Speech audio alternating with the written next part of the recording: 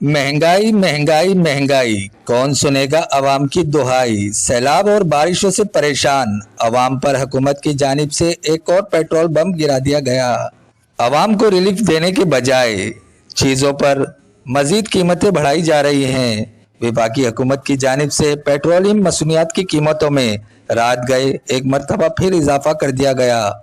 हालिया बारिशों से निज़ाम जिंदगी मफलूज है तो दूसरी जानिब कीमतों में इजाफे से अवाम की मुश्किलातें भी बढ़ने लगी।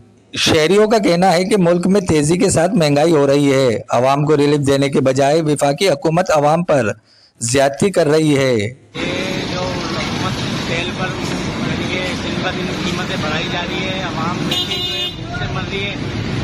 बेचारे कारोबार में 500 रुपये कमाने वाला वो कैसे तेल डलवाएगा। तो हुकूमत से गुजारिश है कि तेल में पैसे कम किए जाएँ ताकि आवाम की सहूलत हो, तो आप लोगों को भी लोग अच्छा बोलें।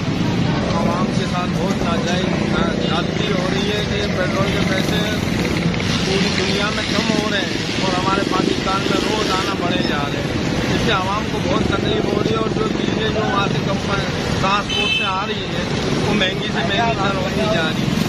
एक साल पहले किराया 2 रुपये दिया करता था, अब 6 रुपये किराया हो गया।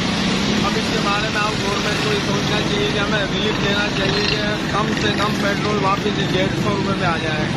तो ये दिन ब दिन बढ़ाई जा रही है इसमें। और तुम्हें सैलाब लद्दाख को देख लो कि सैलाबी लोग बेचारे कैसे बाहर बैठे हुए, उनको भी रिलीफ नहीं मिल रहा, ना खाने को मिल रहा ना पीने को।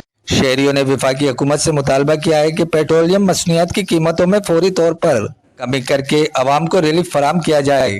कैमरामैन दानिश अली के साथ हसन रजा कुरैशी, वश न्यूज़, हैदराबाद।